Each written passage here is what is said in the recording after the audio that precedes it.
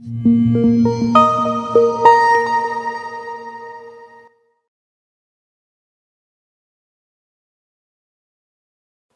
again. In this mini lecture we will look at the readiness for services. Change is not an exceptional concept that is produced only under specific circumstances by certain people. Instead, change is inherent in human action and necessarily occurs in a context of all human social interactions. It is the state of being fully prepared. Contemporary organizations and institutions are characterized by change.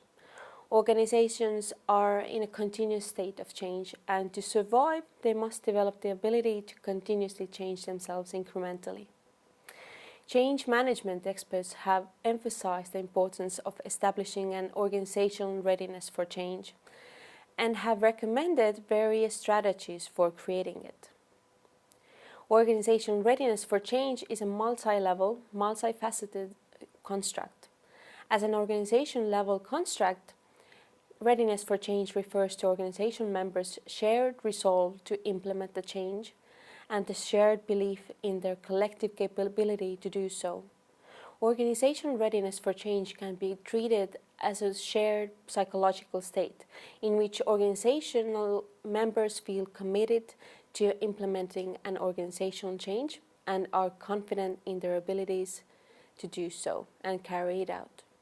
Organizational readiness for change varies as a function of how much organization members value the change and how favorably they appraise three key determinants of implementation capability. Readiness for change varies on three factors. These three key factors are task demands, resource availability, and situational factors. The demands which are required to perform a particular task are known as task demands. It also means how hard and how long people will need to work to complete the task.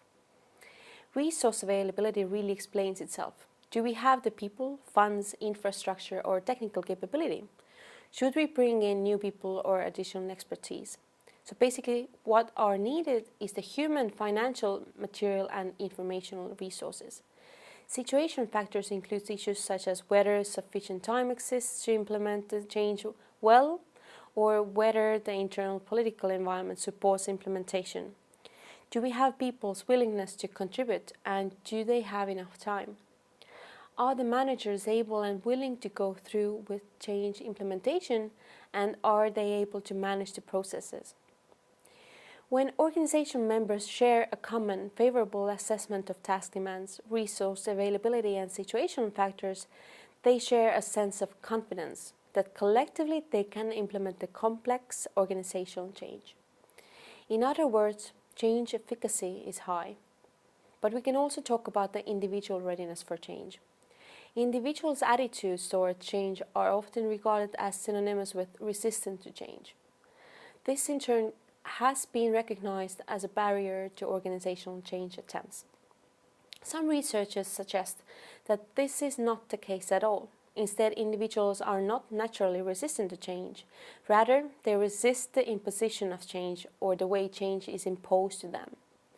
An additional viewpoint suggests that change agents expect resistance to change, and by doing so, they create resistance, and so the idea of individual resistance to change is sustained. In addition to the mentioned points, there is also the issue of cultural differences and characteristics. Different nations experience different levels of technological, political, cultural, religious, educational circumstances. That in turn can influence individuals' readiness for change. So that means national culture matters. Psychologically even, when we are talking about change, we often feel fear for the change. Individuals are not passive recipients of organizational change, but instead are actively interpreting and responding to what is happening to their environment. Often, when implementing services, organizations think that internet is a silver bullet. But is it really so? Different channels are used for different purposes. Of course, in many cases we can notice a decrease in the written channels. But putting the E or M in front of service is not enough.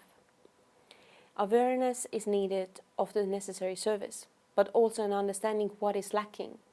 There is discussion on whether we should consider technological feasibility or the demands of citizens instead.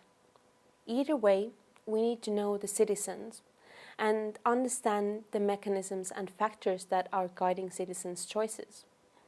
The lack of understanding what people need constitutes risk. But there are also differences between what people need from the public services and what they need from the private services.